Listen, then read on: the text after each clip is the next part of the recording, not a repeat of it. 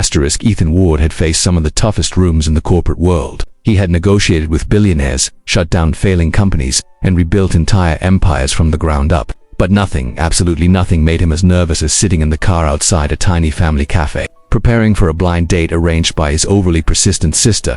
He stared at his reflection in the car window. No expensive suit today, no sleek watch, just jeans, a faded hoodie, and an old stroller in the back seat holding his 5-year-old twins, Noah and Ella, who were very much awake and buzzing with excitement. Daddy, is this another mission? Noah whispered from the back. Ethan gave a half smile. Yes, a secret one. Be on your best behavior. The truth was simple. He wasn't ready to tell anyone he was a widowed billionaire CEO. Whenever people found out, their entire behavior shifted. Their voices softened, their smiles widened, and suddenly they were no longer talking to Ethan, they were talking to his bank account. Tonight, he wanted to be just a regular guy, a man who fixed things, a man who raised two messy, funny, stubborn kids on his own.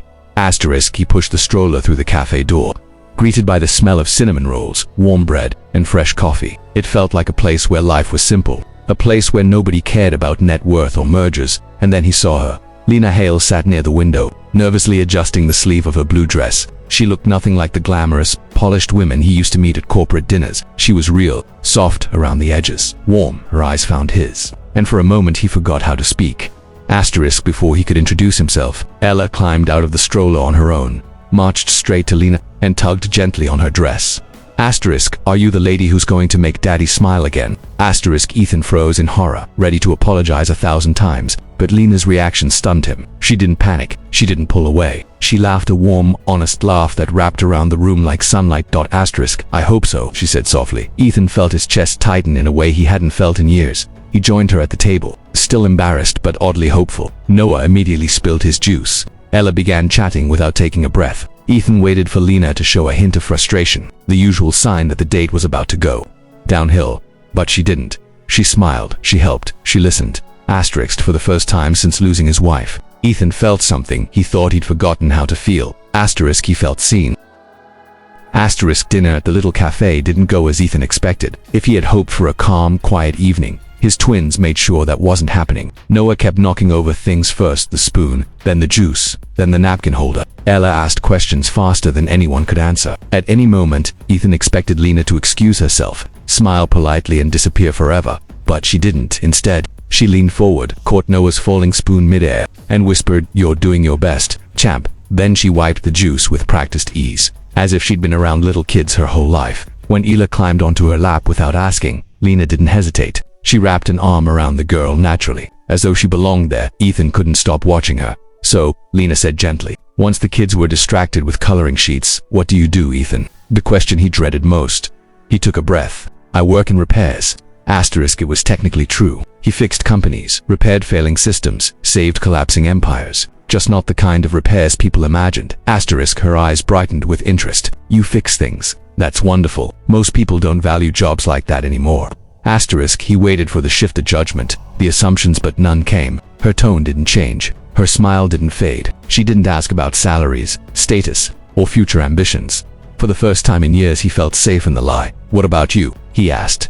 "I teach kindergarten," she replied with a proud shrug. "Not glamorous, not well paid, but I love it." "That sounds exhausting." She laughed. "Sometimes, but when a kid finally learns something you've been teaching for days, it feels like magic." Ethan admired her, a woman who didn't chase status, who didn't need shiny things to feel fulfilled, someone who lived in the real world, something he rarely touched anymore. They talked for almost 2 hours, with pauses only when Noah wanted to show her his messy drawings or when Ella proudly announced she could spell her own name. Lena celebrated every little thing they did, offering encouragement like it came naturally to her.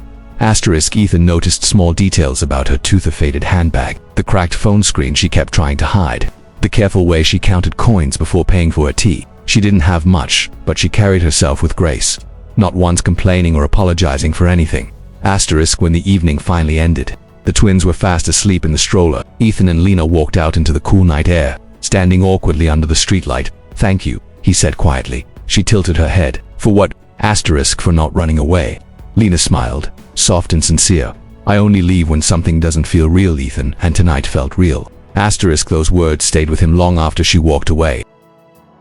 Asterisk. For the next 2 weeks, Ethan found himself doing something he hadn't done in years, looking forward to each day. Lena became a quiet rhythm in his life. She met him and the twins at the park, brought coloring books, taught Ella how to braid ribbons into her hair, and let Noah chase pigeons while she pretended to be shocked every time he caught one. Asterisk. Ethan watched her with a mixture of awe and fear. She fit into their lives too, isn't it? It scared him how natural it felt, but the secret he carried always sat heavily in his chest. One rainy afternoon, Lena texted him that she had arrived early at the cafe they had chosen to meet. Ethan, running late after discussing a serious issue with the Ward Enterprises board, hurried there without changing out of the disguise he used when he wanted to look like a normal guy.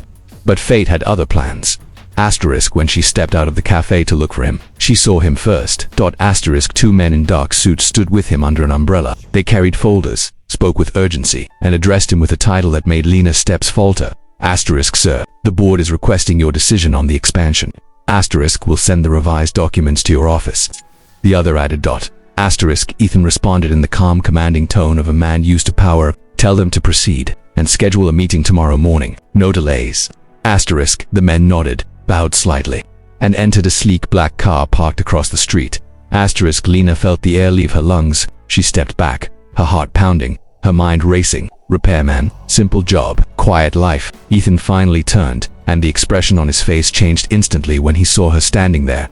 Lena, his voice cracked. I can explain.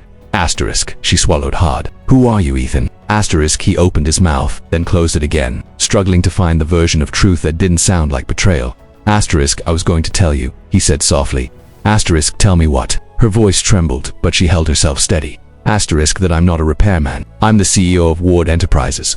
Asterisk. The name hit her like cold water. The billionaire CEO. He nodded slowly, guilt shadowing his face. Why lie? She whispered, hurt curling through her words. Asterisk. Because when people know who I am, they stop seeing me. They see the money, the power, the company. I didn't want that with you.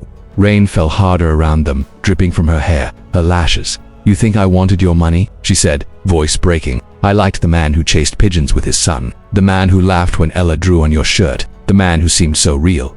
Asterisk. Lena, that's still me. She stepped back. I don't know who you are right now. Asterisk. And she walked away, leaving Ethan standing alone in the rain, dripping, heartbroken, and realizing that hiding the truth had cost him the one person who made him feel alive again.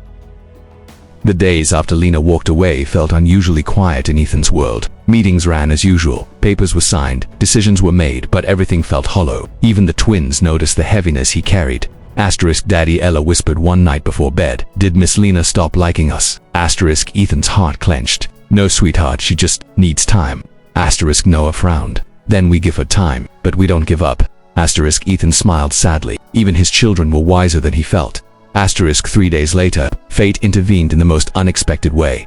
Asterisk. Lena was at school, kneeling beside a crying child who had scraped her knee. Her gentle voice, calm instructions, and steady hands soothed the girl instantly. She didn't know that at the doorway stood Ethan holding Ella in his arms, worry pressed sharply across his features.